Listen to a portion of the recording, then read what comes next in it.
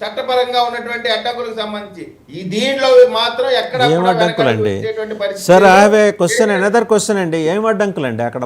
మీ కళ్ళు ఎదుట విజువల్స్ కనిపిస్తున్నాయి. ఊరు దాటించారండి, ఊరు దాటించారండి వాళ్ళని.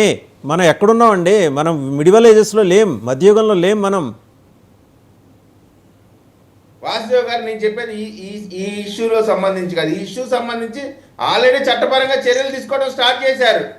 ఈ విషయం కాదు, ఓవరాల్గా మీరు ఇందాక ఓపెనింగ్ రిమార్క్స్ లో కొంతమందిని ఇంకా అరెస్ట్ చేయలేదు, చంద్రబాబు నాయుడు గారిని అరెస్ట్ చేశారంటే దానికి సంబంధించి కలిపి చెప్పాను. ఇక్కడ ఈ ఇష్యూకు సంబంధించి మాత్రం ఖచ్చితంగా నేరస్తుల్ని, ఎందుకంటే ఇది ఏదో ఒక ప్రాంతానికి పరిమితమైనటువంటి పరిస్థితి కాదు. ఇక్కడ కొంత నెగ్లిజెన్సీ ప్రవర్తించినా దీని ఇంప్లికేషన్ రాష్ట్రం మొత్తం ఉంటది. కాబట్టి ఈ ఇష్యూలో మాత్రం మేము బాధ్యతగా వ్యవహరిస్తాం.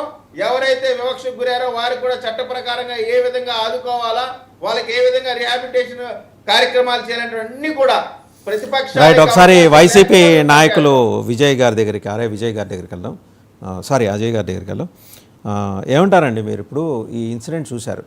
తెలుగుదేశం ఏముంటుంది? రాష్ట్రంలో అన్యాయాలు, దౌర్జన్యాలు, దుర్మార్గాలు ఏం జరిగినా సరే పవన్ కళ్యాణ్ గారు వాటిని అడ్రస్ చేయాలి. మేము వెళ్ళి ఆడియన్స్ గ్యాలరీలో కూర్చుంటాం, అందరితో పాటు మేము కూడా చూస్తాం.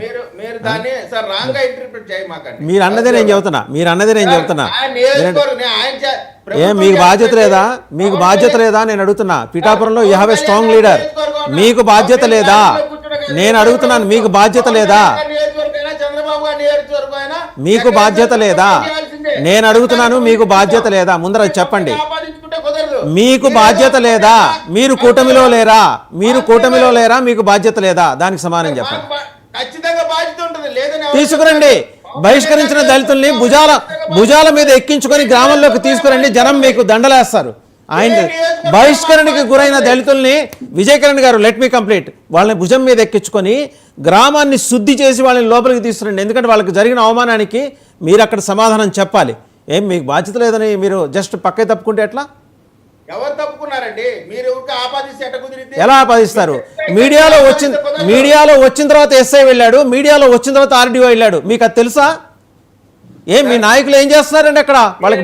మీ నాయకులు ఏం చేస్తున్నారు? వాళ్ళకి బాధ్యత లేదా? ఒక పవన్ కళ్యాణ్ ఒక్కడే భుజాన్ని వేసుకుని తిరగాల అన్ని? సార్, నెగ్లిజెన్సీ చూపించినటువంటి ప్రతి అధికారి పైన చర్యలు తీసుకుంటారు. ఇప్పుడు అందరూ